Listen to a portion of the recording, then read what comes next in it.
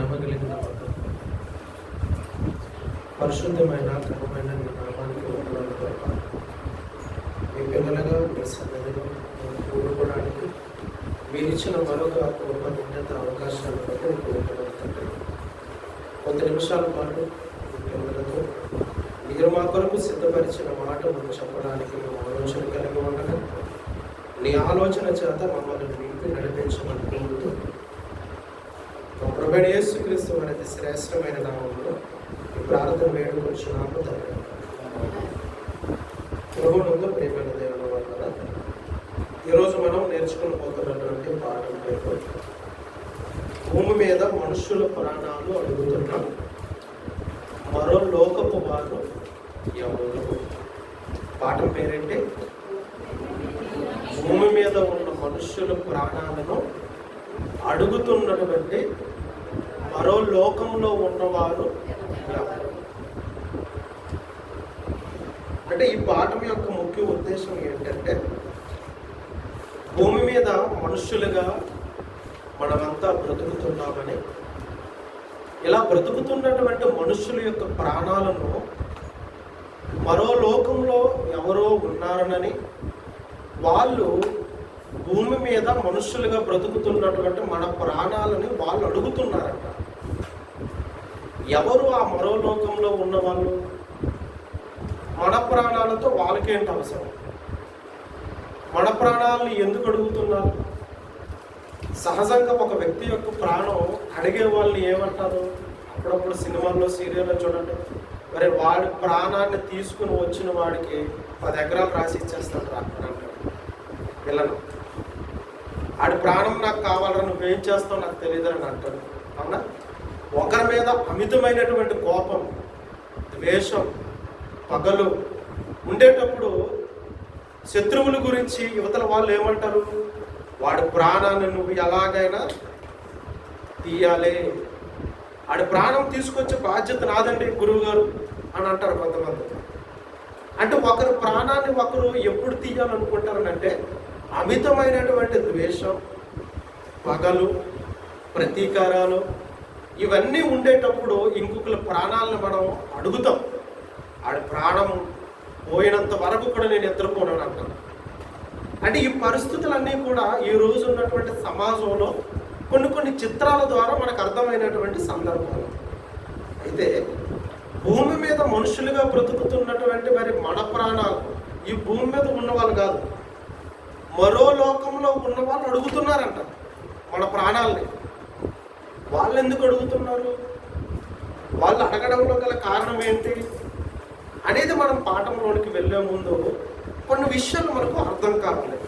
అది ఏంటంటే, ఈ భూమి మీద మనుషులుగా బ్రతుకుతున్నటువంటి మనమంతా కూడా సాక్షాత్తు దేవుని యొక్క పిల్లలు. ఆయన ప్రతిరూపాలం మనం. అది ఆయన నమ్మిన వారైనా నమ్మని వారైనా, ఆయన తెలుసుకున్న వారైనా తెలుసుకోకుండా బ్రతుకుతున్న వారైనా, ఎవరైనా కూడా సాక్షాత్తు దేవుని పిల్లలే. ఆయన పిల్లలు మనం కాబట్టి మనకి ఆయన ఈ యొక్క సృష్టిలో ఎంత గొప్ప ఆధిక్యతను ప్రాధాన్యతనిచ్చాడో బైబిల్ గ్రంథంలో ఒక మాట మనం చూద్దాం. యాకోబు గారు రాసినటువంటి పత్రిక 1వ అధ్యాయం, యాకోబు గారు రాసినటువంటి పత్రిక 1వ అధ్యాయం 18వ వచనం చూడండి పిల్లలారా. యాకోబు గారు రాసిన పత్రిక 1వ అధ్యాయం 18వ వచనం. ఆయన అనగా తండ్రి అయిన దేవుడు తాను సృష్టించిన వాటిలో మనము ప్రథమ ఫలముగా ఉండునట్లు సత్యవాక్యము వలన మనలను తన సంకల్ప ప్రకారము కనెను. కన్నతండ్రి అయినటువంటి దేవుడు యావత్తు సృష్టిని అంతటిని కూడా తన కుమారుడైన యేసుక్రీస్తు మూలంగా కలిగించిన తరువాత యావత్తు సృష్టి అంతట్లో సకల కోటి జీవరాశులన్నీ కూడా ఉన్నాయి. విలువైనటువంటి వస్తు సంపద ఉంది, జంతు సంపద ఉంది, మత్స్య సంపద ఉంది. ఎంత విలువైనటువంటిదిగా ఈ ప్రకృతి చేయబడినప్పటికీ కూడా ప్రకృతి చేసిన తర్వాత 6వ దినాన తన స్వరూపమందు తన పోలుకు చెప్పున సృష్టించబడినటువంటి మనలను గురించి దేవుడు ఏమంటున్నాడు? తాను సృష్టించినటువంటి సృష్టి యావత్తులో జంతువులకి ప్రాధాన్యతనివ్వలేదు, భూమి ఆకాశాలకి ప్రాధాన్యతనివ్వలేదు, సకల కోటి జీవరాశులకు కూడా ఆయన ప్రాధాన్యతనివ్వలేదు. కానీ దేనికి ప్రాధాన్యతనిచ్చాడంట? తాను సృష్టించిన సృష్టి యావత్తులో మనము ప్రథమ ఫలముగా ఉండునట్లు, మనమే ప్రథమ ఫలముగా ఉండాలని దేవుడు కోరుకున్నాడంట. మరి మిగతాది ఏది కూడా ప్రథమ ఫలంగా ఆయన కావాలని కోరుకోవట్లేదా?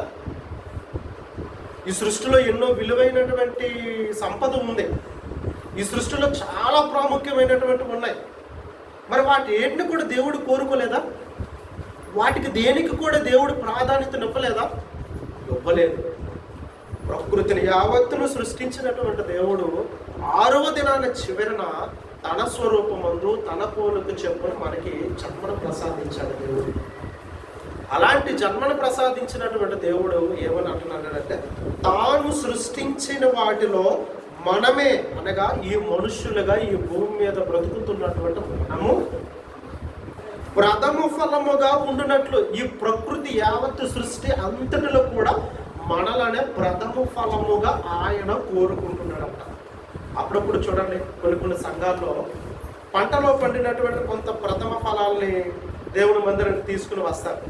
అంటే వరి ధాన్యం పండాయి అనుకోండి, కొంత తీసుకుని వచ్చి మొదటిగా పండినటువంటి పంటలో కొంత తీసుకుని వచ్చి దేవుని మందిరంలో పెడతారు. ఆ కోడి ఉందనుకోండి, మొదటిగా పెట్టినటువంటి ఆ గుడ్డు తీసుకుని వచ్చి మందిరంలో పెడతారు. కాయగూరలు పండిన తర్వాత కొత్తగా ఉద్యోగం వచ్చిందనుకోండి, మొదటి జీతాన్ని తీసుకుని వచ్చి దేవుని మందిరానికి ఇస్తారు. ఇది ప్రథమ ఫలాలు అని అంటారు. ఇశ్రాయేలీలు కూడా ప్రథమ ఫలముల పండగ అనేది కూడా ఆచరించేవాళ్ళు బైబిల్ చరిత్రలో. అలాగే దేవుడు కూడా వీటిని కూడా ఆయన కోరుకోవట్లేదంట. దేన్ని కోరుకుంటున్నాడంట? తాను సృష్టించిన సృష్టి యావత్ అంతటిలో కూడా మనమే ఆయనకి ప్రథమ ఫలముగా ఉండునట్లు సత్యవాక్యము ద్వారా తన సంకల్ప ప్రకారం మనలను అంటాడంట. ఎందుకు మనమే ప్రథమ ఫలముగా ఉండాలని ఆయన ఎందుకు కోరుకుంటున్నాడంటే, తన స్వరూపమందు తన పోలుకు చెప్పున కనబడినటువంటి వారు. సాక్షాత్తు మనం దేవుని యొక్క సంతానం, ఆయన పిల్లలు. ఆయన పిల్లలుగా ఆయనంతటి వారంగా దైవత్వాన్ని కలిగి మానవత్వంతో ఈ భూమి మీద బ్రతికినటువంటి ఆయుష్కాల దినములన్నీ కూడా పరిశుద్ధులుగా, నీతిమంతులుగా, యథార్థవంతులుగా, ఆయన మనసునటు ఎరిగినటువంటి తన పిల్లలుగా మనం బ్రతకాలని ఈ భూమి మీద మనకి జన్మను ప్రసాదించాడండి. ఆయనలాగే బ్రతకాలి. దేవుడు అనేసరికి సమాజం ఎంత ఉన్నతమైనటువంటి ఆధిక్యతను ఇస్తుందో, ఎంత గొప్పగా ఆయన చూస్తుందో, ఆయన స్వరూపమందు పుట్టినటువంటి మనలను కూడా ఈ సమాజం లేదా ఈ సమాజంలో ఉన్న ప్రతి ఒక్కరు కూడా అంత గొప్పవారే ఉండాలని దేవుడు కోరుకుంటున్నాడు. ఏ తప్పు చేయని వారిగా, పరిశుద్ధులుగా, నిర్దోషులుగా, నిష్కలంకులుగా, యథార్థవంతులుగా, దైవత్వాన్ని కలిగి ఈ భూమి మీద దేవుడు మనకి నియమించిన ఆయుష్కాల దినములన్నీ కూడా అలాగే బ్రతకాలని దేవుడు కోరుకున్నాడు.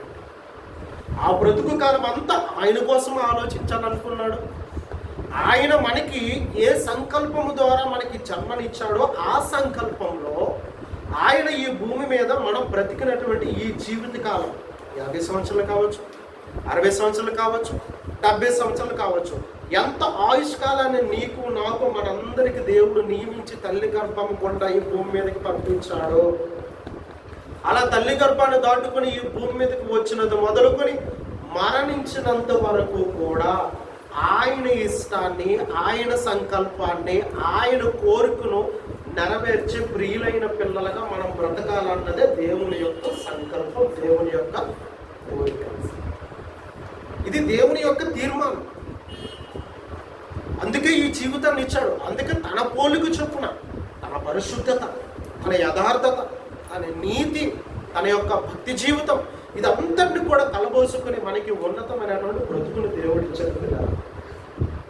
అలా తల్లి గర్భంలోకి ప్రవేశించిన మనం తల్లి గర్భంలో 9 నెలల పాటు చక్కనైనటువంటి ఈ రూపాన్ని, ఈ ఆకారాన్ని మనం తయారు చేసుకుంటుంది తల్లి తన గర్భంలో. తల్లిని కాదు, తల్లి గర్భంలో దేవుడు చక్కనైనటువంటి రూపాన్ని మనకి ఇచ్చాడు. ఆయుష్కాల దినాలను ఏర్పాటు చేశాడు. ఈ భూమి మీదకి పంపించాడు. వచ్చాం. భూమి మీదకి వచ్చి ఇప్పటికి ఎన్ని సంవత్సరాలు అవుతుంది? నాకైతే 35 సంవత్సరాలు పూర్తయిపోయాయి. 36వ సంవత్సరం రన్ అవుతుంది. మరి మీకు మీ ఆయుష్కాలాలు అన్నీ కూడా లెక్క పెట్టుకోండి. ఇప్పుడు మీకు ఎన్ని సంవత్సరాలు? ఒక్కసారి అది మీరు మనసులో జ్ఞాపకం చేసుకున్నాడు. ఇప్పుడు మీరు బ్రతికినటువంటి తల్లి గర్భంలో నుంచి బయటకు వచ్చింది మొదలుకొని ఇప్పటి వరకు మీకు ఎంత వయసు వచ్చింది? ఈ వయసు వచ్చినటువంటి గడిచిన ఈ సంవత్సరాల ఆయుష్కాల దినములన్నింటిలో కూడా ఆయన కొరకు బ్రతకాలని, ఆయనలా పరిశుద్ధులుగా నీతిమంతులుగా జీవించాలనని, ఆయనలా దైవత్వముతో ఈ భూమి మీద బ్రతకాలని ఆయన మనకి ఇచ్చాడే జీవితకాలం. అలా ఇచ్చిన జీవితకాలం అది ఎంతో మనకు తెలియదు. కానీ ఇప్పటి వరకు 35 ఏళ్ళు నేను బ్రతికాను.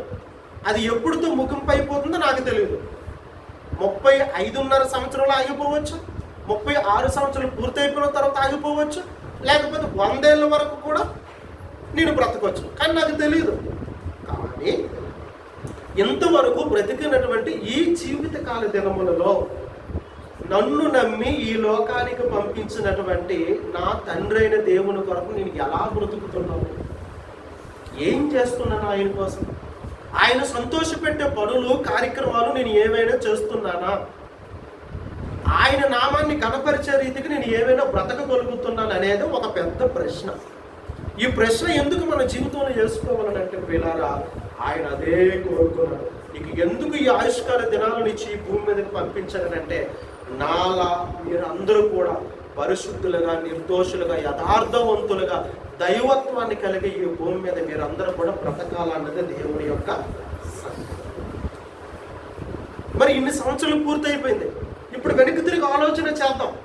వెనక్కి తిరిగి ఆలోచన చేస్తే ప్రతి ఒక్క మనిషి కూడా ఈరోజు ప్రపంచంలో 800 కోట్లకు పైగా ఉన్న ప్రపంచ ప్రజలందరూ కూడా మరలా వెనక్కి తిరిగి ఆలోచన చేస్తే వృద్ధాప్యంలోకి వచ్చిన వాళ్ళు ఉన్నారు, అప్పుడే పుట్టిన పసిపిల్లలు ఉన్నారు, యవనస్తులు ఉన్నారు, మధ్య వయస్కులు ఉన్నారు. గడిచిన కాలం అంతా వెనక్కి తిరిగి ఆలోచన చేస్తే దేవుడు కోరుకున్న కోరిక, ఆయన సంకల్పం ఎంతవరకు ఒక్కటైనా కూడా మన జీవితంలో నెరవేర్చామా అనేది మనం తప్పనిసరిగా ప్రశ్న వేసుకోవాలి. అలా వేసుకున్నప్పుడే మనం ఎలా బ్రతికాం, ఇక మీదటి ఎలా బ్రతకాలి అన్నటువంటి ఒక నిర్ణయానికి మనకు రాగలం. అది వేసుకున్నంత వరకు కూడా మనం ఎలా బ్రతికాం అందుతున్న సంగతి మనకు అర్థం కాకుండా పోతుంది. చివరికి మన ముగింపే అగమ్య గోచరంగా మిగిలిపోతుంది.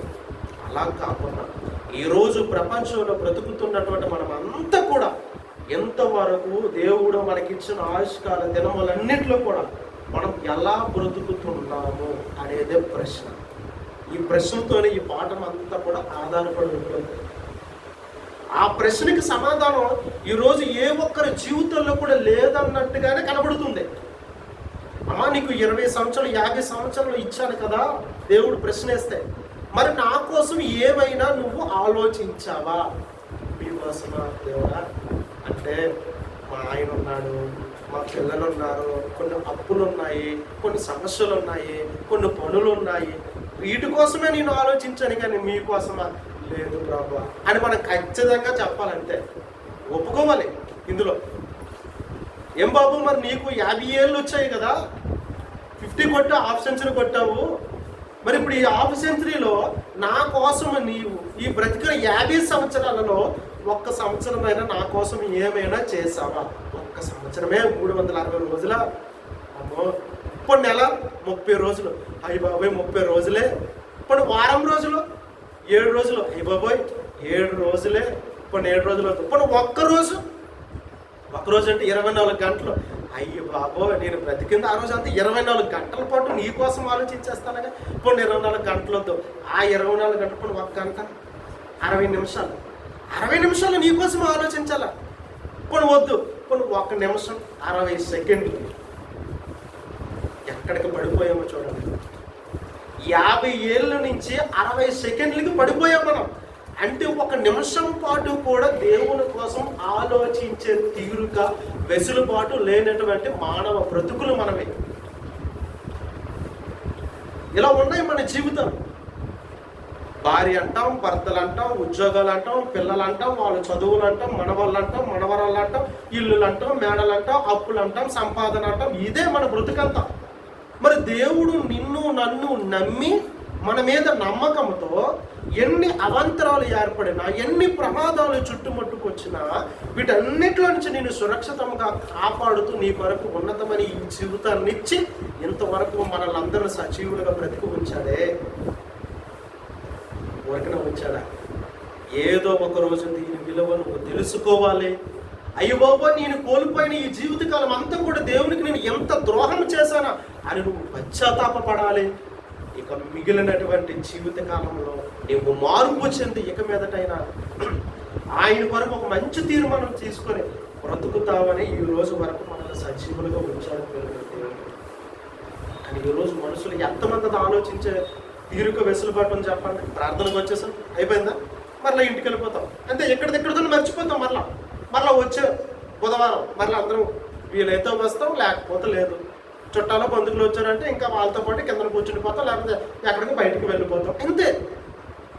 ఒక గంట, ఒక వారంలో ఒక గంట దేవుని మందిరానికి వచ్చి ఇక్కడ కూర్చోవడానికి వెసులుబాటు చేసుకోలేనంత దౌర్భాగ్యమైనటువంటి స్థితిలో ఈరోజు మానవ సమాజం దేవుని మందిరానికి ప్రాధాన్యత ఇవ్వలేని స్థితిలో ఉంటే, బ్రతుకు కాలం అంతా దేవుడు ఇచ్చాడు.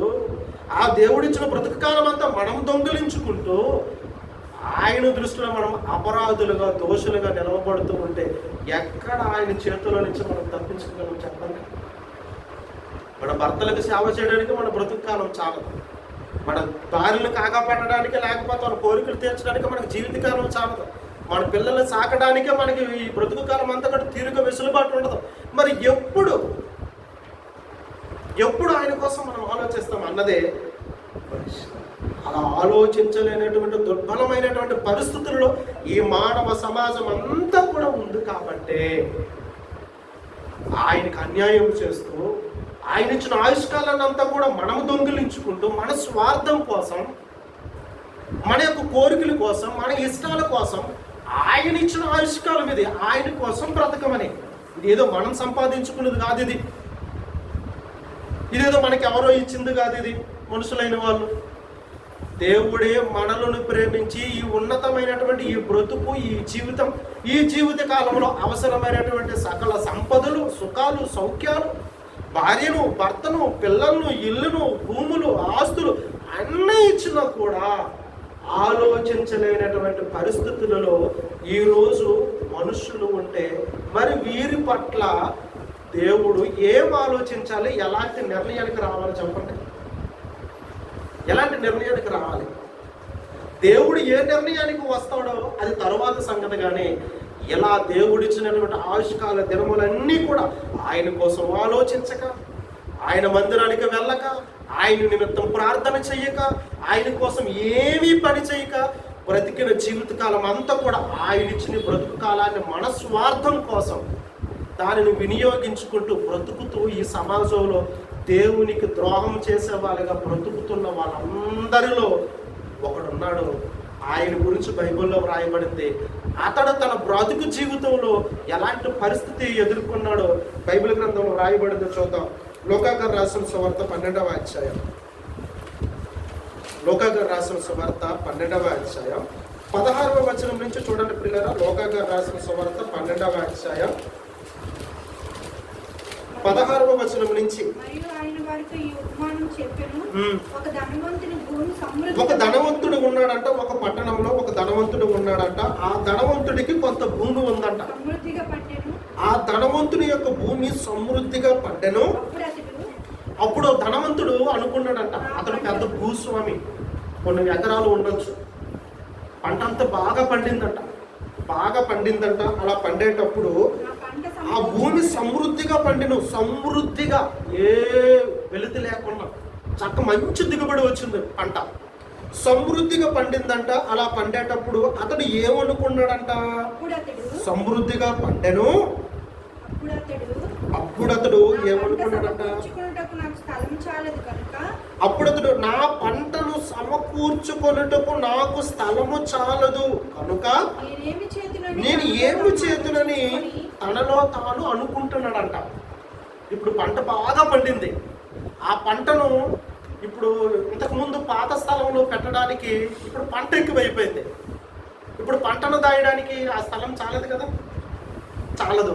ఇప్పుడు మనసులో అనుకుంటున్నాడు, అయ్యో ఇప్పుడు నాకున్న భూమిలో పంట చాలా బాగా పండింది, ఆ పండిన పంట అంతా తీసుకుని దాయడానికి ఆ పాత స్థలం నాకు చాలదు, ఇప్పుడు నేను ఏం చెయ్యాలి అని మనసులో అనుకుంటున్నాడు. ఇంక భార్యతో మాట్లాడట్లేదు, పంటను పండించినటువంటి ఆ రైతులు వాళ్ళతో మాట్లాడట్లేదు, స్నేహితులతో మాట్లాడట్లేదు. ఎవరితో మాట్లాడుతున్నాడు? తన మనస్సులో అనుకుంటున్నాడు. ఇంకా అనుకుంటున్నాడు. అలాగా పంట బాగా పండింది, పండిన ఈ పంట అంతా కూడా ఎక్కడ వేయాలి, ఉన్న ప్లేసా చాలదు, ఆల్రెడీ పంట ఇంకా ఉంది, విస్తారంగా పండింది అని తనలో తాను ఆలోచించుకొని నేను ఎలాగో చేతును, నేను ఇప్పుడు ఎలా ఒక మంచి ఐడియా వచ్చింది అని అనుకున్నాడంట. ఆలోచించాడు, ఒక మంచి ఆలోచన వచ్చింది, ఇలా చేస్తే బాగుంటుందని అనుకున్నాడంట. ఏం చేద్దాం అనుకున్నాడంట? నా కొట్లు విప్పి, కొట్లు అంటే గొడమ్స్, ధాన్యపు నిల్వలు చేసినటువంటి గొడమ్స్ ఉంటాయి కదండి, వాటిని ఇప్పుడు కొన్ని ప్రాంతాల్లో గరిసెలు అంటారు. ఇంట్లో పల్లెటూరుల్లో ఆ గరిసెల్లో పండినటువంటి ధాన్యాన్ని అంతా కూడా నిల్వ చేసుకుంటారు సంవత్సరానికి సరిపడేది. గరిసెలు అనేది విన్నారా? ఆ మాట మీరు విన్నారా? ఆ గరిసెలు వాళ్ళు పంటను నిల్వ చేసుకుంటుండేవాళ్ళు. ఇతను కూడా ఏంటి, విస్తారమైన పంట పండింది కాబట్టి అంతకు ముందు పండినటువంటి పంటను నిల్వ చేసినటువంటి ఆ కొట్లు ఏవైతే ఉన్నాయో, ఆ గోడౌన్స్, వాటిలన్నింటినీ ఇప్పుడు పడగొట్టేసి ఏం చేద్దాం అనుకున్నాడంట? నా పంట సమకూర్చుకున్నట్టుకు నాకు స్థలము చాలదు కనుక నేను ఏమో చేతును తనలో తాను ఆలోచించుకుని ఇలాగ చేతును, నా కొట్లను విప్పి వాటికంటే గొప్ప వాటిని కట్టించి. అప్పుడప్పుడు చూడండి, చిన్నపాటి ఇల్లు కట్టుకుంటాం మనం, కొద్దిగా కలిమి వచ్చింది అనుకోండి, ఏం చేస్తాం? వాటిని పడగొట్టి 2-3 ఫ్లోర్లు కట్టుకోవాలి. 2 ఫ్లోర్లు అద్దెకి ఇచ్చేసిన 3వ ఫ్లోర్లో మనం చక్కగా నిర్భ్యంతరంగా వచ్చిన అద్దెలతో రెంట్లతో బ్రతికి మనం కాలం గడపవచ్చు. ఇద్దరు కూడా అలాగే అనుకున్నాడు. ఉన్నటువంటి కొట్టిని పడగొట్టి దానికంటే ఇంక నేను గొప్పవి ఇంకా పెద్దవి కట్టించుకోవాలి. ఎందుకంటే పంట ఎక్కువైపోయింది, బాగా పండింది. అందుకని అతను ఆలోచించాడట, నా కొట్లను విప్పి వాటికంటే గొప్ప వాటిని కట్టించి అందులో నా ధాన్యం అంతటిని, నా ఆస్తిని సమకూర్చుకొని, చూడండి అందులో ఏం చేస్తాడని ఏమనుకుంటాడట? నా ధాన్యం అంతటిని, నా ఆస్తిని అంతటిని ఇప్పుడు అందులో సమకూరుస్తాను. నా ఆస్తిని, విస్తారంగా పండినటువంటి ఈ పంటను అందులో ఇప్పుడు నేను పెద్ద గొడౌన్స్ కట్టి అందులో నేను ఇప్పుడు దాన్ని జాగ్రత్తగా దాచుకుంటాను. ఆ దాచుకుని ఇంకా మనసులో అనుకుంటున్నాడట. ఇంకేమనుకుంటున్నాడట? అప్పుడు అనుకుంటాడు, ఆడి ప్రాణంతో అనుకుంటున్నాడని. చూడండి, పక్కన కూడా భార్యను పిలిపించుకుని భార్యతో చెప్పుకున్న పర్వాలేదు, కొన్ని బాగుండు, కొన్ని పిల్లల్లో బంధువులు పిలిపించుకుని వీళ్ళతో మాట్లాడిన బాగుండు. ఇదంతా ఇంకా మనసులోనే అనుకుంటున్నాడంట. అప్పుడు తన మనసులో ఏమనుకుంటున్నాడంట? నా ప్రాణముతో, నా ప్రాణమా, అనేక సంవత్సరములకు, చూడండి అసలు ప్రతి సంవత్సరానికి పంట అనేది పండుతుందండి. కానీ ఈ పండే పంట ఎంత ఎక్కువ చూడండి, అనేక సంవత్సరాలు అన్నాడు. అంటే తాత ముత్తాతల వరకు, పిల్లల మనవరాల వరకు కూడా కూర్చొని తిన్నా కూడా తరగని ఆస్తి మొత్తానికి వచ్చింది. వచ్చి ఏమనుకున్నాడు? నా ప్రాణమా, అనేక సంవత్సరములకు. ఇతరంతకి ఎన్ని సంవత్సరాలు బ్రతుకుతాడో తెలియదు. ప్లాన్ వేసుకుంటున్నాడు. మనకు ముందు చూపు ఎక్కువ కదండి. కూతురు పుట్టింది, ఈ కూతురికి చిన్న బుడ్డి పిల్ల ఉంటుంది, ఈవిడ పేరు మీద 1 లక్ష రూపాయలు డిపాజిట్. అంటే పెద్ద అయిన తర్వాత ఒక 5 చేతులు పెట్టాలి, కట్ట కానుకలకు అప్పుడు వడ్డీలు అవుతాయి, అంత వస్తుంది. కాబట్టి మనం ఏం వెనక్కి తిరిగి ఆలోచించక్కర్లేదు. ముందస్తు ప్రణాళికలు మనమే. ఇప్పటి నుంచి మనం శ్రీరామ్ సిటీలో మనం కొద్ది దాచుకున్నాం అనుకోండి, ఏదైనా అయింది అనుకోండి, అప్పుడు మొత్తం అంతా తీసి మనం ఏదైనా మన భవిష్యత్తు ప్రణాళిక ఎక్కువ. మనుషులం కదా, అది తెలివితేటలు ఎక్కువ. చీటీ డబ్బులు కట్టినా, ఫైనాన్సులు కట్టినా, ఏ డబ్బులు దాచుకున్నా, బ్యాంకుల్లో దాచుకున్నా, దేనిని బట్టి? భవిష్యత్ ప్రణాళికను బట్టే. భవిష్యత్తు గురించి ఆలోచించేస్తున్నాడు. అనేక సంవత్సరములకు విస్తారమైన ఆస్తి నీకు సమకూర్చబడి ఉన్నది. నీకు సమకూర్చాను నేనే, నువ్వు అందుకని సుఖించు, తిను, త్రాగు, సంతోషించుమని చెప్పుకుందును అనుకునేను. ఇంకా అనుకోలేదు, నా ప్రాణంతో ఇంక నేను చెప్పాలని అనుకుంటున్నానని అంటున్నాడు. చూడండి ఎంత చక్కగా రాయించాడండి దేవుడు బైబిల్. అనేక సంవత్సరాలకు విస్తారమైనటువంటి ఆస్తి నీకోసమే సమకూర్చబడింది, అనేక సంవత్సరాలకి. అందుకే ఏమంటున్నాడు, నువ్వు సుఖించు, తిను, తర్వాత త్రాగు, సంతోషించు. సుఖించు, త్రిను, త్రాగు, నువ్వు సంతోషించు అని నా ప్రాణంతో నేను ఇప్పుడు చెప్పుకుంటాను అని అనుకున్నాడు. ఇంతవరకు బాగా ఉంది. ఇలా ఎప్పుడైతే అనుకున్నాడో వెంటనే ఏం జరిగిందట? 20వ వచనంలో ఇప్పుడు వెంటనే దేవుడు ఎంటర్ అయిపోయాడండి. అలా భవిష్యత్తును గురించి దాచుకుందాం, కూడగొట్టుకుందాం, ఏదైనా చేసుకుందాం అని దేవుణ్ణి పక్కన పెట్టి అనుకునే వాళ్ళందరికీ ఇది వర్తిస్తుంది. ఇప్పుడు చూడండి, మనం కొందరు ఉన్నామేమో, కొద్ది గొప్ప దాచుకుంటున్నామేమో భవిష్యత్తు గురించి. 20వ వచనం, అయితే దేవుడు ఓ వెర్రివాడా అని అన్నాడా, లేకపోతే ఓ బుద్ధిమంతుడా, జ్ఞానవంతుడని అన్నాడా? భవిష్యత్తుల గురించి ఆలోచించే వాళ్ళు ఏమంటారంటే, ఏదో కొద్ది గొప్ప బుద్ధి జ్ఞానం ఉంటే భవిష్యత్తులో రెండు రాళ్ళు వెనక్కేసుకోండి. జ్ఞానవంతుడు అయితే నువ్వు అన్నీ ఖర్చు పెట్టేవి ఇప్పుడే. ఇప్పుడు కొద్ది గొప్ప బుద్ధి జ్ఞానం ఉంటే అప్పుడప్పుడు అంటారు కదండి, మీ పిల్లలు ఎదుగుతున్నారు, వాళ్ళ ఖర్చులు, వాళ్ళ చదువులు, రేపు పొద్దున వాళ్ళ ప్రయోజకులు అయితే అప్పుడు ఎక్కడి నుంచి తీసుకొస్తావు? 4 రాళ్ళు వెనక్కి వేసుకునేలాగా ఈలో కిడ్నీలో 4 రాళ్ళు వేసుకుంటాడు, ఈ రాళ్ళు వేసుకుంటాడు అనమాట. చూసారా, 4 రాళ్ళు ఇప్పుడే నువ్వు దాచుకోకపోతే రేపు పొద్దున ఎవరి దగ్గర నువ్వు చేయి చాసి అడుగుతావు? రేపు పొద్దున ఏదైనా కష్టం వస్తే ఎవరి దగ్గర అప్పుకు పరిగెడతావు? అందుకని ఇప్పటి నుంచి నువ్వు దాచుకో. ఏం తెలివండి మనిషిదే, దేవుడు రాయించాడు ఇక్కడ. మనము ఇంకొకరికి చెప్పుకోకపోవచ్చు. నీ మనసులో, నా మనసులో ఏమనుకుంటున్నావో ప్రతీది కూడా దేవునికి తెలుసు. ఆ ధనవంతుడు అదే అనుకున్నాడు. ఎవరితో రెండో మనిషికి చెప్పినట్టు ఉందండి అక్కడ. తన మనసులో అనుకుంటున్నాడు అంటే చూడండి, నీ హృదయ అంతరంగాలలో ఉన్న ప్రతి ఆలోచన నీ దేవునికి తెలుసు. ఎక్కడికి తప్పించుకుంటాం చెప్పండి, ఎక్కడికి పారిపోతాం? అలా అనుకుంటున్నాడు. అయితే దేవుడు చాలా మంచిగా ఆలోచించాం, మైసన్ నా కుమారుడు, నువ్వు చాలా జ్ఞానవంతుడురా, నీ పిల్లల కోసం ఆస్తులు సమకూర్చావు, నీ భార్య కోసం సమకూర్చావు, భవిష్యత్తు గురించి చాలా బాగా ఆలోచించావు, కొద్ది గొప్ప నువ్వు డిపాజిట్ చేసుకున్నావు, రేపు పొద్దున ఎవరి దగ్గర చేయి చాచుకుంటూ ఉండడం కోసం. అబ్బా చాలా మంచోడు మనం అంటాం కదండి. కానీ అలా ఆలోచించి వాళ్ళు దేవుడు ఏమంటున్నాడు? 3 సార్లు చదవండి, ఏమంటున్నాడు? రెండోసారి. అలా ఆలోచించుకున్న వాళ్ళు వెర్రోళ్ళు అంటండి. అదేంటండి కదా, అదేంటి అంతే. వెర్రివాడా కొన్ని అని తిట్టేసి వదిలేసినా బాగుండు. వెంటనే ఏమంటున్నాడు? వెర్రివాడా, ఈ రాత్రి అంటే ఎప్పుడు ఆలోచిస్తున్నాడు? మనుషులందరికీ కూడా సహజంగా ఆ ఎక్కువ ఆలోచనలోనికి ఎప్పుడు వెళ్తారంటే రాత్రి చక్కగా భోజనం చేసిన తర్వాత చక్కగా కూర్చొని అప్పుడు తీరిగ్గా ఆకాశంలోకి చూసో, గోడ వైపు చూసో అప్పుడు ఆలోచిస్తాడండి.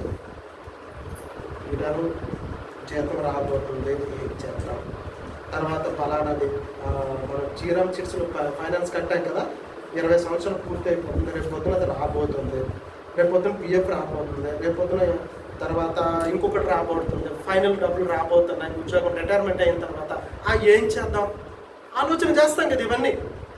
ఇవన్నీ ఎప్పుడు రాత్రిపూట ఈ ఆలోచనలన్నీ మన తల మీదకి వస్తాయి. పగలెందుకు ఆలోచించాం? పగల పనిలో ఉంటాం కాబట్టి. రాత్రి ఆలోచిస్తున్నాడు ఇవన్నీ కూడా. ఆ రాత్రి ఏంటంటే దేవుడు ప్రత్యక్షమైపోయి, వెర్రివాడా, ఈ రాత్రి అంటే ఎప్పుడు ఆలోచించాడో అదే రాత్రి. ఈ రాత్రే నీ ప్రాణమును అడుగుచున్నాను అని లేదక్కడ. ఏమనుంది? బహువచనం ఉంది. ఇప్పుడే ఈ రాత్రే నీ ప్రాణమును. దేవుడిగా నేను అడగట్లేదు. అక్కడ చూడండి ఎంత మనం ఎప్పుడు కూడా అంటే బైబుల్లో ఓవర్ ఫ్లోలో మనం వెళ్ళిపోకూడదు. అలా అపార్థాలకు వెళ్ళిపోయే చాలా తప్పుడు మందులు వచ్చేసే సమాజం మనకి. దేవుడు అడగట్లేదు ఆ ధనవంతుడి యొక్క ప్రాణం. ఈ రాత్రి నీ ప్రాణమును అడుగుచున్నాను అని ఉందా? అడుగుచున్నారు అని ఉందా? ఎవరు అడుగుతున్నారు?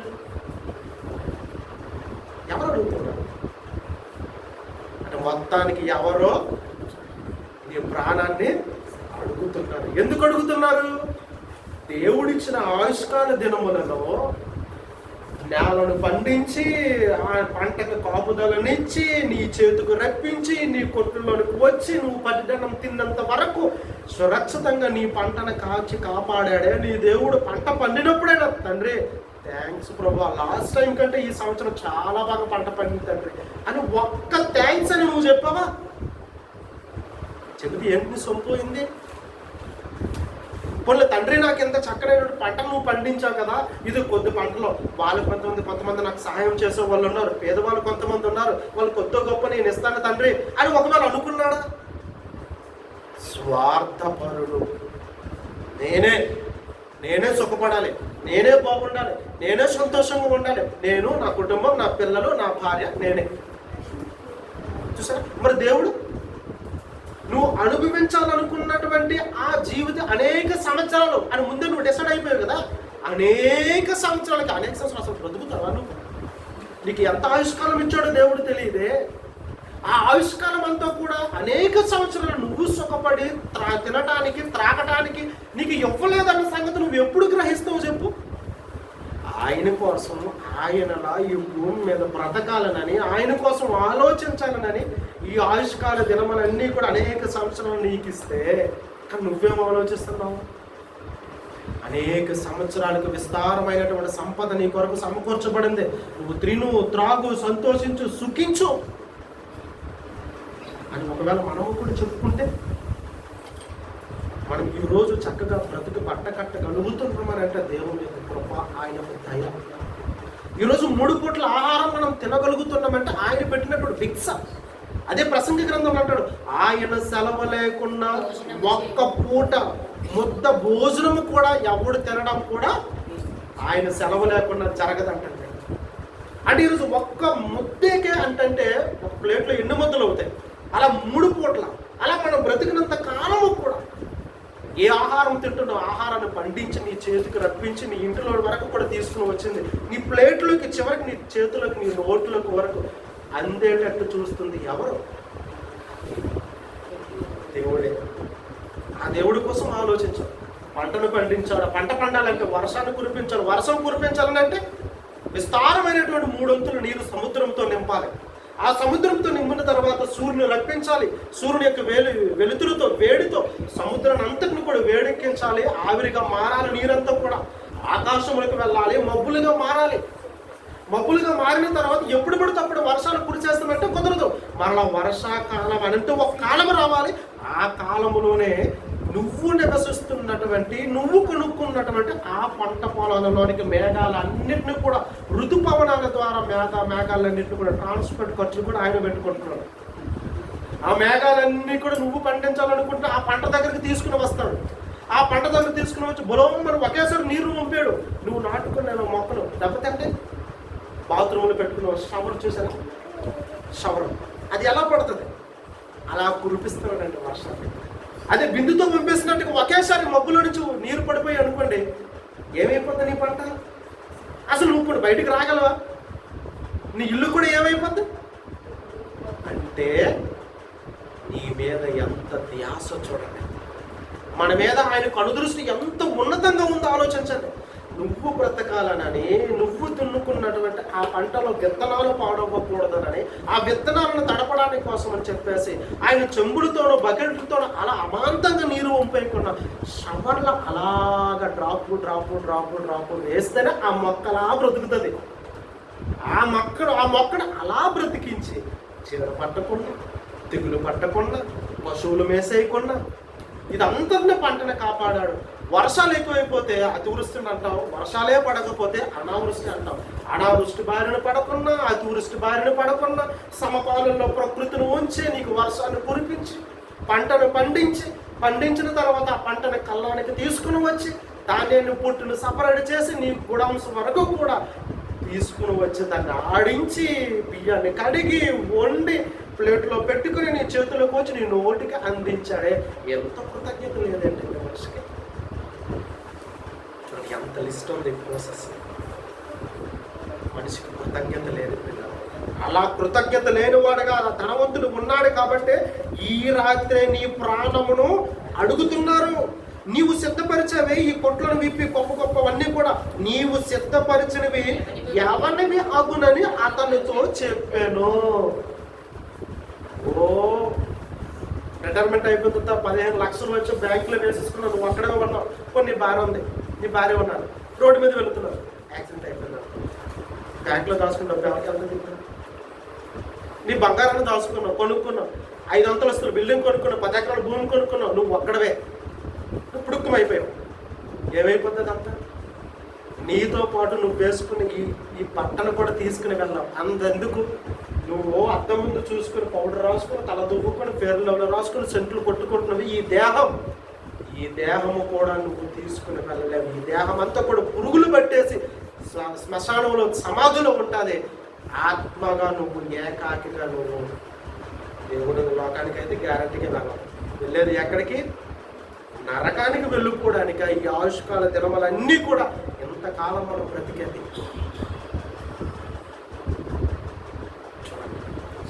ఈ రాత్రే నీ ప్రాణమును అడుగుచున్నారు. నువ్వు సిద్ధపరిచినవన్నీ కూడా ఎవరి ఇవ్వకును?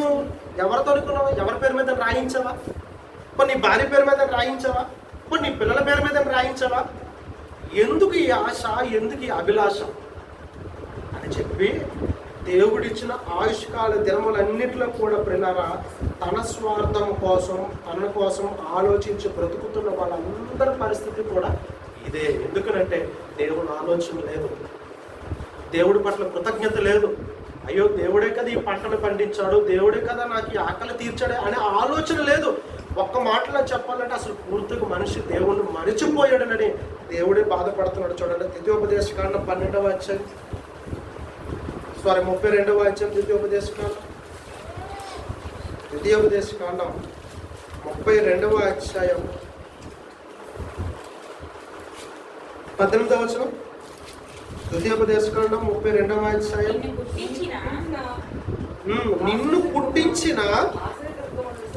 నిన్ను పుట్టించిన ఆశ్రయ దుర్గమును నువ్వు విసర్జించావు, నిన్ను కనిన దేవుణ్ణి మర్చిపోయావు. అసలు దేవుణ్ణి కదా అంటే మర్చిపోయాడు. పంటను పండించాడు దేవుడు, సమృద్ధమైనటువంటి చక్కనైనటువంటి ఆహార పదార్థాలను ఇచ్చాడు దేవుడు. కానీ దేవుణ్ణి మర్చిపోయాడు, దేవుణ్ణి విసర్జించాడు. దేవుణ్ణి మరిచిపోయి దేవుణ్ణి విసర్జించినటువంటి ప్రతి ఒక్కరి జీవితానికి ముగింపు ఆ ధనవంతుడి జీవితంలో ఎదురయ్యే పరిస్థితి ఏర్పడుతుంది. ఆ ధనవంతుడు కూడా దేవుణ్ణి విసర్జించాడు, దేవుణ్ణి మరిచిపోయాడు. ఆ దేవుడు ఎవరో కాదు కదా, ఆయన స్వయాన తండ్రి. తన తండ్రిని మరిచిపోయాడు, తనకి బ్రతుకునిచ్చిన దేవుణ్ణి విసర్జించాడు. అలా విసర్జించి బ్రతికాడు, బ్రతుకుతూనే ఉన్నాడు. కాబట్టి అలాంటి వాడికి పట్టే గతి ఏంటంటే ఈ రాత్రి నీ ప్రాణమును అడుగుతున్నారు. ఈ రాత్రి నీ ప్రాణాన్ని అడుగుతున్నారు. ఎవరు అడుగుతున్నారు? ఎవరో అడగవలసిన అవసరం ఏముంది? ఆ ప్రాణంతో వాళ్ళు ఏం చేసుకుంటారు అంటే ప్రియులారా, ఇక్కడ ఒక ఆలోచన చిన్నది మనం ఆలోచించాలి. ఈరోజు ఒక మనిషి యొక్క బ్రతుకు, తన యొక్క జీవితం ఎవరి కొరకు, ఎందుకోసం, ఎలా బ్రతకాలి, ఈ విషయాలన్నీ కూడా ఎవరో ఒకరు సేవకుల ద్వారా కదంటే మనం వింటున్నాం, నేర్చుకుంటున్నాం. అంతే కదా. మన పుట్టుకు పరమార్థం ఏంటి, మనం ఎందుకు పుట్టాం, ఎవరి కోసం బ్రతకాలి, ఆ బ్రతుకు కాలంలో మనం ఎలా జీవించాలని అనేది ఎవరో ఒకరు సేవకుల ద్వారానో దేవుడు ఈ మాటలన్నీ కూడా నిరంతరం కూడా ప్రకటిస్తూనే ఉంటున్నాడు. అలా ప్రకటిస్తూ ఉండేటప్పుడు ప్రియులారా మనం ఏమైనా కూడా అదమరిచి పెడచెవున పెట్టి ఒకవేళ మనం బ్రతుకుతున్నామేమో, మన జీవితంలో దేవునికి వ్యతిరేకమైనటువంటి పనులు చేస్తున్నప్పుడు సేవకులు వాక్యం ద్వారా దాన్ని హెచ్చరిస్తున్నప్పుడు దానిని సరి చేసుకోవడానికి ఏమైనా మనం స్వీకరించగలుగుతున్నామా? మన జీవితంలో మనం బ్రతికే విధానం ఇది కాదు, దేవుడు మెచ్చుకునేటట్టే అలా బ్రతకాలి అని సేవకుల ద్వారా కానివ్వండి, ఏ సువార్తల ద్వారా కానివ్వండి, ఏ ప్రసంగాల ద్వారా కానివ్వండి, అది చెబుతున్నటువంటి వ్యక్తులే కాదు, ఆ వ్యక్తుల ద్వారా దేవుడు నీతో మాట్లాడుతునేటప్పుడు దానిని అంగీకరించే మనస్సు ఒకవేళ ఉందా? అలా లేకపోతే, అలా మనం దాన్ని విడమరిచితే, లేకపోతే అలా ఆ మాటలు మనం వ్యతిరేకిస్తే, మనం తృణీకరిస్తే ఎవరిని తృణీకరించినట్టు? సాక్షాత్తు దేవుడే. ఈరోజు కాకపోతే రేపైనా నువ్వు మందిరానికి వస్తావేమోనని నీకు హెచ్చరిస్తాను. వద్దు, ఈ చుట్టూ ఉన్నటువంటి పనులు ఇవన్నీ కూడా ఎప్పుడు ఉండవలసినవే. కానీ దేవుని మందిరం అనేది ఒక దినము దేవుని మందిరములు గడుపుట 1000 దినముల కంటే, ఈ వచనాలన్నీ కూడా క్రైస్తవులు కంటస్తాం. ఒక్కరోజు గడిపితే 1000 రోజులు, 1 = 1000. అంటే ఒక్కరోజు నువ్వు దేవుని మందిరములు గడిపితే 1000 దినముల కంటే శ్రేష్టమన్న ఆ విలువ, ఆ మాటకున్న విలువ కాలం మనకు అర్థమైతే ఎందుకు మందిరానికి మనం మానేస్తాం? ఎందుకు దేవుని సన్నిధికి రాకుండా నిలిచిపోతాం? దేనికి అంటే దేవుని సన్నిధిలో గడిపే ఆ ఒక్క దినం యొక్క విలువ మనకి అర్థం కాకపోవడం. అది విలువ యొక్క అర్థాన్ని చెప్పేవాళ్ళు లేరు సమాజంలో, ఉన్నారు. విన్నా కూడా దాన్ని మనం పట్టించుకోం. దాన్ని మనం పెడచెవుని పెడతాం. ఈ చెవుని వింటాం, ఆ చెవు నుంచి విడిచిపెట్టేస్తాం. అయ్యా ఈరోజు దేవుని మందిరం, దేవుని ప్రార్థన జరుగుతుంది, వస్తారా? వస్తాం బ్రదర్ అని అంటారు. అదే సేమ్ టైంలో ఫోన్ చేసామనుకోండి, చిన్న పని ఉందండి, ఆగిపోయాం. అంటే ఒక్క దినము గడిపితే 1000 దినముల కంటే శ్రేష్టం. అంటే ఒక్క దినము నువ్వు రాలేదంటే 1000 దినాలు నీ జీవితంలో మైనస్ అయిపోతాయి. అలా నువ్వు ఎన్ని దినాలు దేవుని మందిరానికి దూరంగా ఉంటే 1 × 1000 వేసుకో. ఎన్ని రోజులు రాకపోతే రోజుకి 1000 వేసుకోండి. ఎన్ని కోల్పోతామో మనం దేవుని దృష్టిలో. భయం వేస్తుంది కదండి, వేయట్లేదు. వెయ్యాలండి. ఒక్క దినము గడుపుట 1000 దినముల కంటే శ్రేష్టమని అంటే ఒక్క దినము దేవునికి మనం మన జీవితంలో ఇవ్వలేకపోతూ ఉంటే ఎందుకంటే ఈ బ్రతుకు ఈ జీవితం? దేవుని ఆలోచన లేక, దేవుని పని లేక, దేవుని పనులు కార్యక్రమానికి సహకరించక, సహాయాన్ని అందించక ఏం సాధిద్దామని మన జీవితంలో? ఆ ధనవంతుడిలాగే మన ప్రాణాలను కూడా ఎవరో అడుగుతున్నారు. ఎందుకనంటే పిల్లలు ఒక మాట చూద్దాము. మత్తయి సువార్త 23వ అధ్యాయం 35-37 వచనం చూడండి. కొన్ని మాటలు చూసుకుని ముగించుకుందాం. మత్తయి గారు రాసిన సువార్త 23వ అధ్యాయం 27వ వచనం మొదలుగా చూడండి.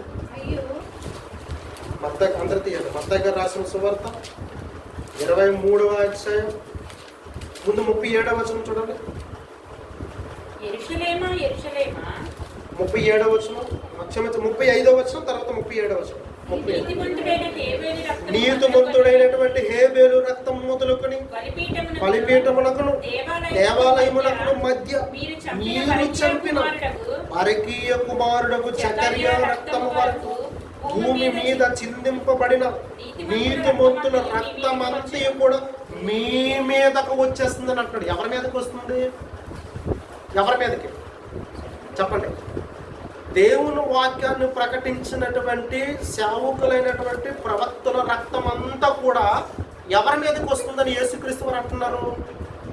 ఆ ప్రవక్తలు, ఆ దైవజనులు, ఆ సేవకులు చెప్పినటువంటి మాటలు వినక, దాన్ని పెడచెవుని పెట్టి, దాన్ని పట్టించుకోక, తమ జీవితంలో అన్వయించుకోక విడిచిపెట్టినటువంటి దుష్ట సమాజమైనటువంటి ఈ మనుష్యుల మీదకి ఆ ప్రవక్తల యొక్క రక్తం అంతా కూడా శాపంగా వచ్చేస్తుందంట. చూడండి,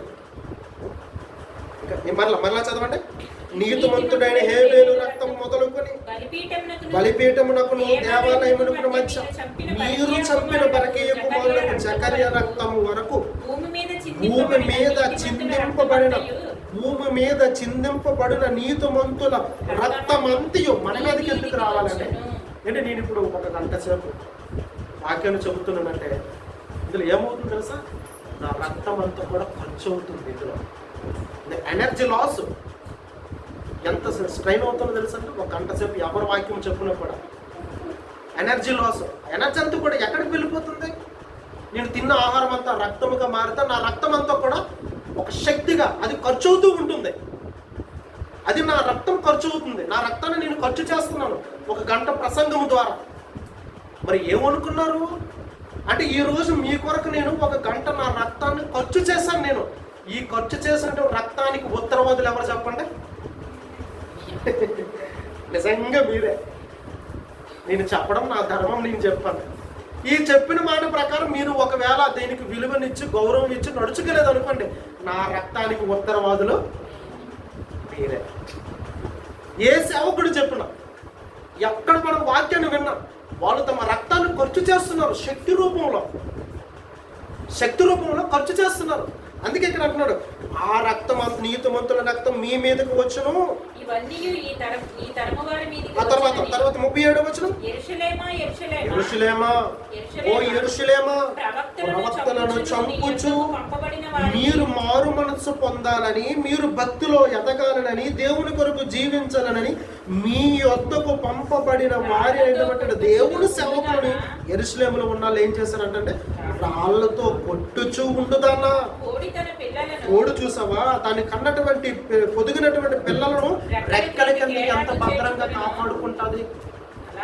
అలాగే నా సేవకులు చెబుతున్నటువంటి వాక్యము ద్వారా మీరు ప్రమాదంలో పడకుండా ఆ వాక్యం అనే రెక్కల చాటులో మిమ్మల్ని ఎన్నో తరగతుల ద్వారా, ఎన్నో ప్రసంగాల ద్వారా, ఎన్నో సువార్తల ద్వారా ఆ రెక్కల చాటును మిమ్మల్ని నేను కాపాడుకోవాలని అనుకుంటున్నాను.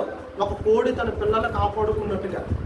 కానీ కొన్ని గడుసైన కోడి పిల్లలు ఉంటాయి, ఇవేం చేస్తాయి, గెద్ద వచ్చేటప్పుడు ఆ తల్లి కోడి ఒక రకమైన అరుపరుస్తుంది. వెంటనే కోడి పిల్లలు ఏం చేస్తాయి, అలర్ట్ అయిపోయి తల్లి కిందకు వచ్చేస్తాయి, రెక్కల కిందకి. కానీ గడుసైన పిల్లలు ఏం చేస్తాయి, ఎంత తల్లి పిలిచినా కూడా అక్కడక్కడ తిరుగుతూ ఉంటుందండి. అయిపోయింది దాని పని.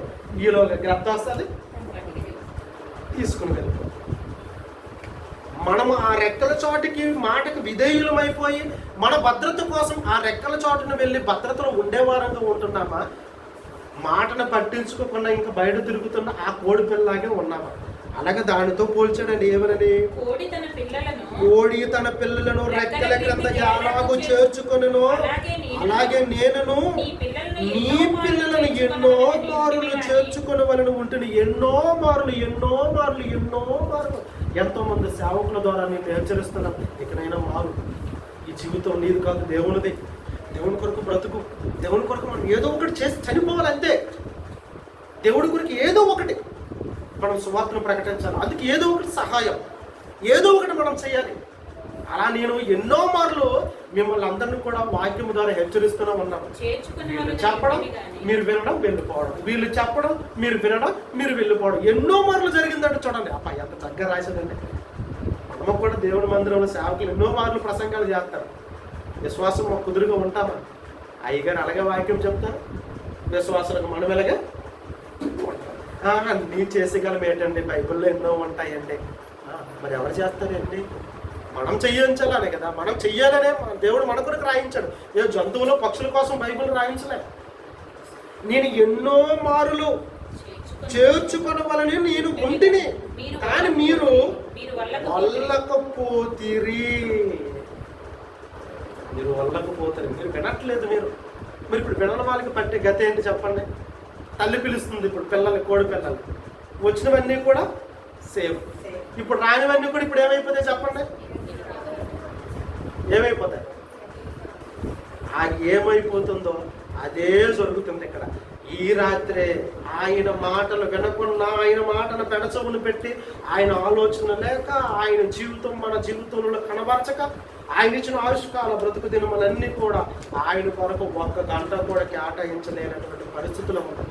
బైబిల్ చదివే తీరుకుండదు, ప్రార్థన చేసే తీరుకుండదు, భోజనం చేసేటప్పుడు ప్రార్థన అవుతుంది. యేసునామములో ప్రార్థన, దేవుడా మాది అన్నమాది అనుకుంటుంది. అమ్మాయి ఎవరు పట్టుకెళ్ళిపోతుంది నీ ప్లేట్లో ఉండి భోజనం? ఈ కోసమే కదా. మనస్ఫూర్తిగా ప్లేటులు పెట్టుకుని ప్రార్థన చేసేవాళ్ళు కష్టం అండి.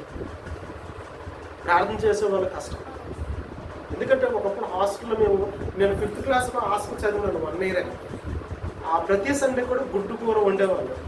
అందరినీ కూడా ప్రార్థన చేయమనేవాళ్ళు. ఎలా ప్రార్థన చేసేవాళ్ళంటే గుడ్డు అన్నం తీసి ఆ గుడ్డు మీద అన్నం పెట్టేసి ఆ అన్నం మీద చెయ్యండి ప్రార్థన చేసేవాళ్ళు. ఎందుకు? ప్రార్థనలోనే కొంతమంది గుడ్లు తీసేసేవాళ్ళండి.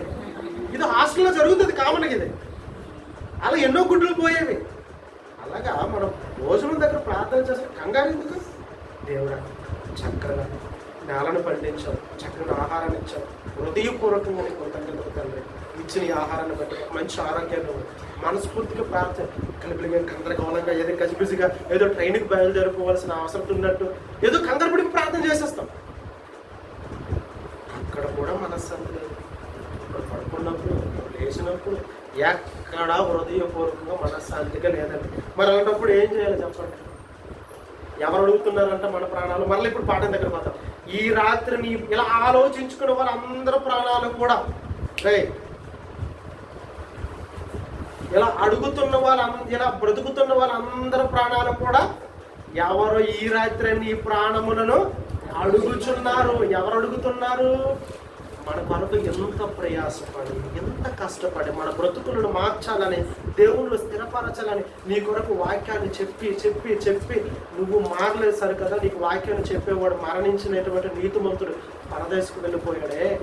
ఆ పరదేశకు వెళ్ళిపోయినటువంటి ఆ నీతిమంతులు ఎన్ని సంవత్సరాలు నీకు వాక్యం చెప్పున మారనటువంటి నీ కఠిన హృదయాన్ని బట్టి, నీ బ్రతుకును బట్టి ఇలాంటి వాడి భూమి మీదకి ఎందుకు ఉంచావు తండ్రి? నువ్వు ఎన్ని మాటలు చెప్పున కూడా మారట్లేదు తండ్రి, ఎన్ని ప్రసంగాలు చెప్పున కూడా జీవితంలో మార్పు లేదు తండ్రి.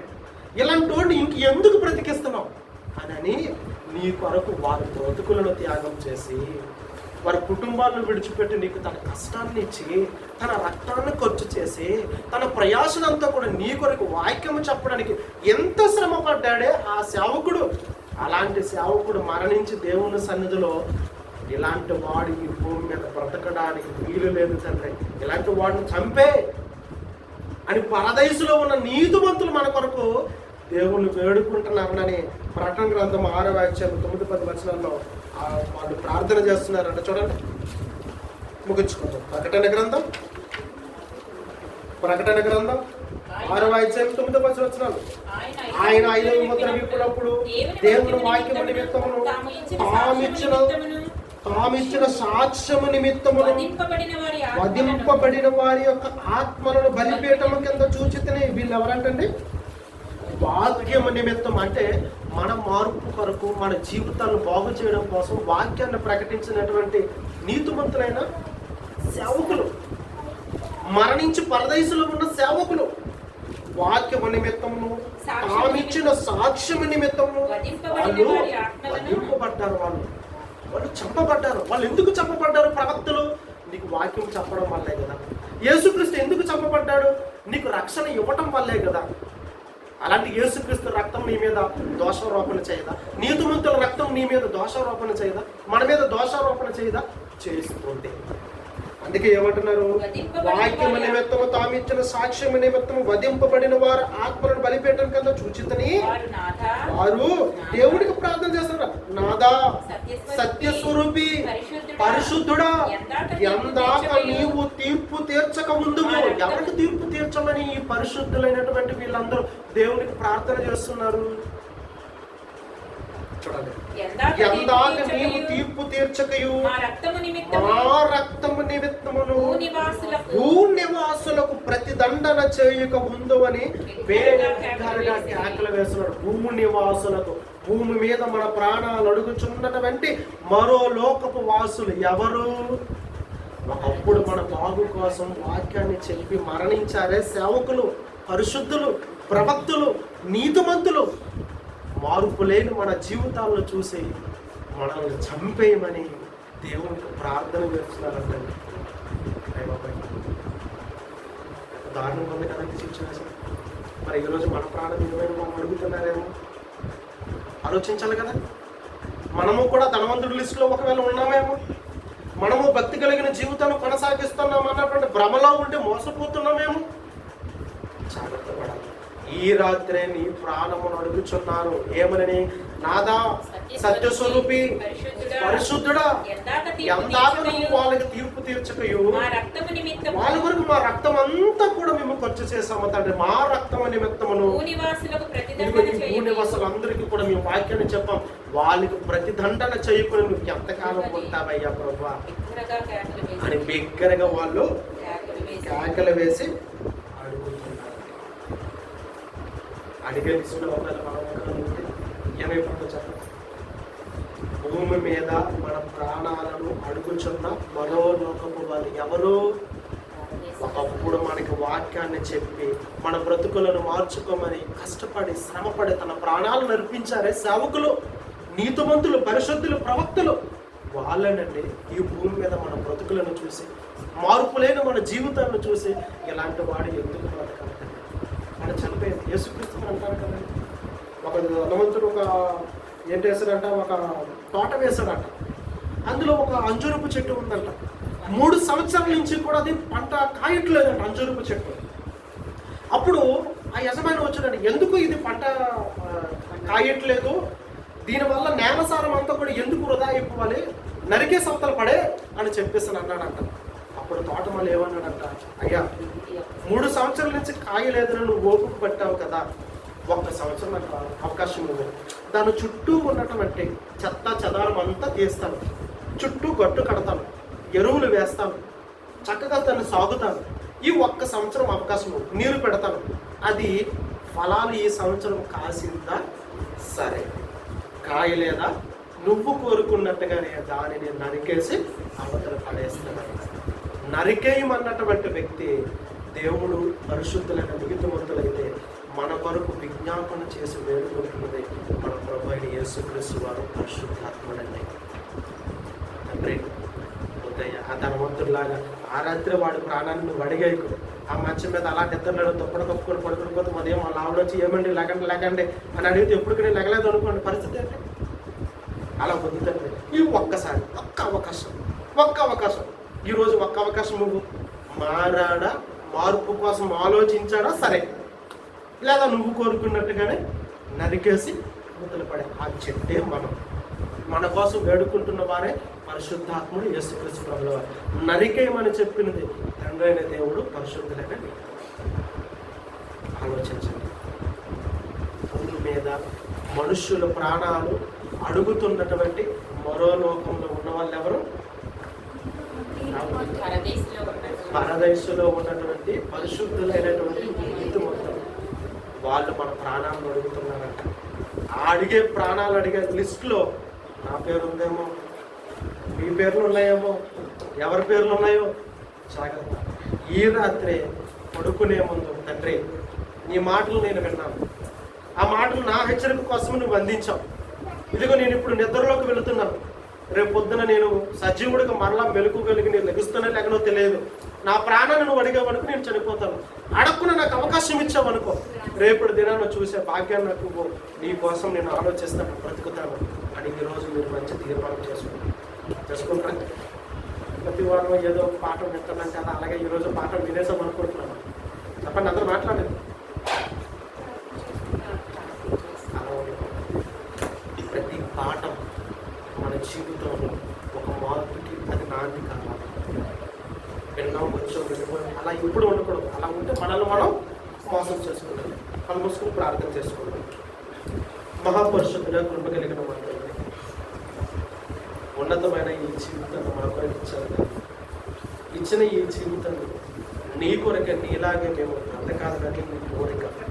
కానీ నీ కొరకు బ్రతకనటువంటి అనేక మంది యొక్క ప్రాణాలు తీసేయమని నాయన మా కొరకు తమ ప్రాణాలను అర్పించి వాక్యాన్ని ప్రకటించిన సేవకులైన నీతిమంతులు అడుగుతున్నారన్న సంగతిని మేము గుర్తెరిగి ఆ లిస్టులో మేము లేకుండా మా ప్రాణాలను మేము కాపాడబడినటువంటి ప్రాణాన్ని నీ కొరకే పణంగా పెట్టి బ్రతికే శక్తిని, సామర్థ్యాన్ని నీ వాక్యం ద్వారా మాకు అనుగ్రహించమని కోరుతూ చక్కటి కార్యక్రమాలు ఏర్పాటు చేస్తున్నటువంటి తల్లి గారు, వారి కుటుంబ సభ్యులు, బిడ్డల గారు, వారి కుటుంబ సభ్యులందరినీ జ్ఞాపకం చేసుకోవడం క్రీస్తు వారి పెట్టి ప్రార్థన పెట్టుకుంటున్నాం తండ్రి.